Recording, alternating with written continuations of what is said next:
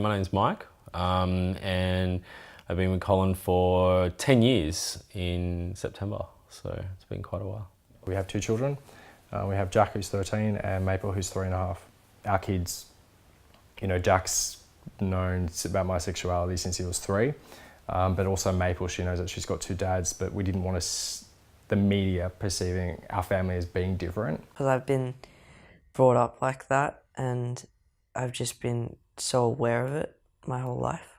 My name's Sally Morris, and I'm the National Mind Out Project Coordinator with the National LGBTI Health Alliance. If you're an LGBTI parent, you're an LGBTI person and you have children, even though your children may not be LGBTI, they are still impacted by these conversations around them. And even if they might not be LGBTI themselves, they could still be targeted by bullying and harassment and homophobia at school. Like, I ask a lot. Like, I will always say to Jack, do you get bullied at school? And it's not to kind of, to see if he's been bullied about, personal appearances. It's generally about, his life at home and his situation at home. It's at home as well, so directly at home, so your own home environment, ensuring that you instill a really good structure, and like you would any other family, like you've got the discipline, but yet the kids are still ensuring that they're themselves at the same time.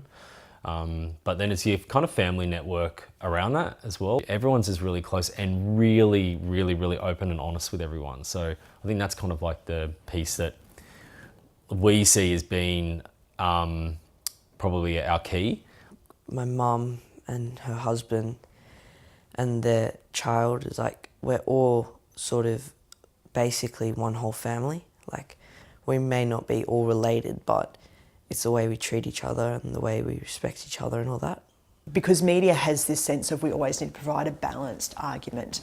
Sometimes the negative voices, even though they might be a minority, get just as much airtime as the positive voices, which might be the majority. So if we're seeing portrayals of stereotypes and stories that reinforce myths and debates that are quite negative and divisive, we also know that everyone else in my community is also seeing those same stories, and that they will be influenced by those stories. They will believe those stories to be true, regardless of whether that's real or not.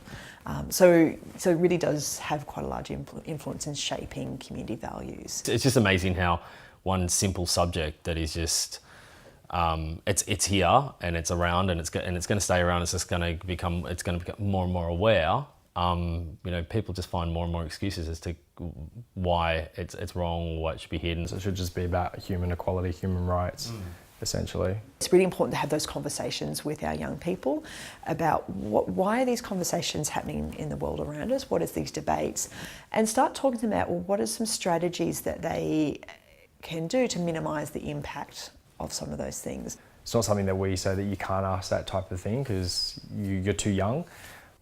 Talk to your parents about it and ask questions, make it so you feel more comfortable, because that would really help, so you feel supported. Maple being 3.5, we're kind of doing baby steps with her. She knows that she's got 2 dads. We read her certain books that, kind of give her that smaller introduction of, same-sex mum and dad. I think it's really important for LGBTI people to be connected with other LGBTI people. You can talk about issues that are relevant to our community, but sometimes also not, to get together and be, and to know that you aren't alone in these experiences. You're not the only ones experiencing what you're experiencing.